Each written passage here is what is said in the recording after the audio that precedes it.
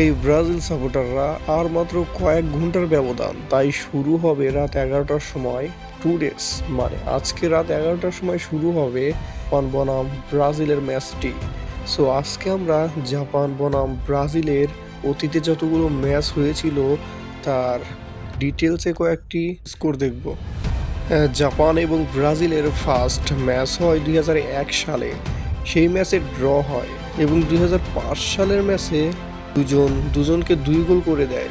Japan ব্রাজিলকে 2 গোল দেয় সেই ম্যাচে। 27 মিনিটে নাকামুরা এবং ওগুরো জাপানের হয়ে 2 গোল করে এবং ব্রাজিলের হয়ে রবিনহো 10 মিনিটে একটা গোল করে এবং 32 মিনিটে রোনালদিনহো একটা গোল করে। এই ছিল 2-2 গোল, মানে 2-2 গোল করে ম্যাচটি ড্র হয়। 2006 সালে কোপা আমেরিকাতে জাপানের হয়ে ব্রাজিলকে 34 মিনিটে একটা গোল দেয় তামাদা। এর হয়ে 4-4টা দেয়, মানে এক হালি। 2006 সালে কিন্তু এক হালি দেয় ব্রাজিলের হয়ে গোল করে 2টা রোনালদো। তাছাড়া জুনিনহো এবং গিলবার্তো 59 মিনিটে একটা গোল করে। এ মিলিয়ে 4টা গোল করে। 4-1 ব্যবধানে জিতে যায় ব্রাজিল। পরে দেখা হয় 2012 সালে।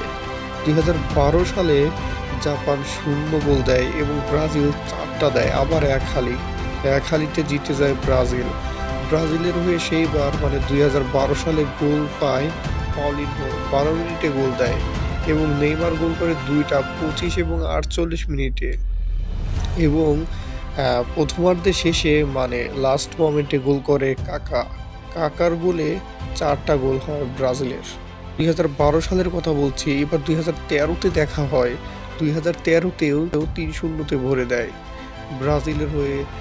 3 মিনিটে গোল করে নেইমার জুনিয়র এবং 48 মিনিটে পাউলিনহো। অ্যান্ড লাস্ট 90 মিনিটে, মানে একদম লাস্টের দিকে গোল করে 90 মিনিটে জো।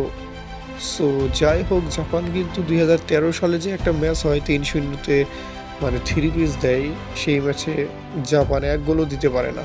2014 সালের দেখায় নেইমার একাই 4টা দিয়েছিল, মানে বলতে গেলে নেইমারের প্রিয় প্রতিপক্ষ। নেইমার তাদের সঙ্গে খেলে ভালোই মজা পায়। 2017 সালে আবারও জাপানকে 3 পিস ভরে দেয়। সেই ম্যাচে জাপান 3 পিস পেলেও জাপান কিন্তু ব্রাজিলকে খুব একটা কিছু করতে পারে না। ব্রাজিলকে একটা গোল দেয় মাত্র। 2022 সালের দেখায় ব্রাজিল 1 গোল দেয়। সেই ম্যাচে জাপান কিন্তু 0 গোল দেয়, মানে ব্রাজিল 1 গোলে জিতে যায়। ম্যাচটিতে নেইমার 1 গোল দেয় 77 মিনিটে। এবং লাস্ট 2025 সালের দেখায় নেইমার ইনজুরিতে ছিল। তাছাড়া কোচে পারফরমেন্স ভালো ছিল না, কোচ ভালো ছিল না ব্রাজিল দলে প্লেয়ার ছিল এলোমেলো। সো যাই হোক, লাস্ট 2025 সালের দেখায় জাপান ব্রাজিলকে 3 পিস দিয়েছিল। ব্রাজিলের হয়ে 2 গোল করে পাউলো হেনরিক 26 মিনিটে একটা গোল করে এবং গ্যাব্রিয়েল মার্তিনেলি 32 মিনিটে। এবং এদিকে জাপান 3 পিস দেয়। 3 পিস দেওয়ার মধ্যে পারফরমেন্স করে মিনো, নাকামুরা এবং উয়েতা। সো যাই হোক, জাপান এবারও বলেছে 2026 বিশ্বকাপে নাকি তারা ব্রাজিলকে ভরে দেবে। এটা কি সত্যি? সত্যি হলে অবভিয়াসলি কমেন্টে লেখো।